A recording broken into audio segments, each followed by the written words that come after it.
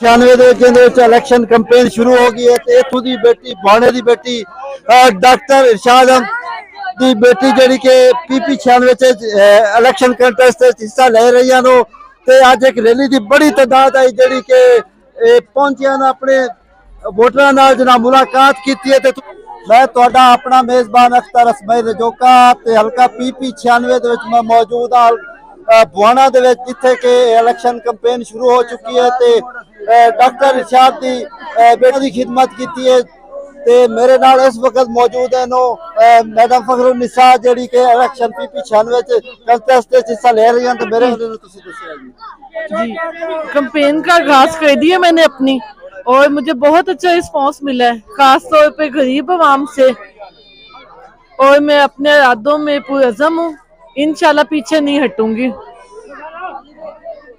जी बिल्कुल असी अपने इरादे बिल्कुल पुरअज़म है, तो असी बिल्कुल पीछे नहीं हटेंगे। ये हल्का भी साडा गरीब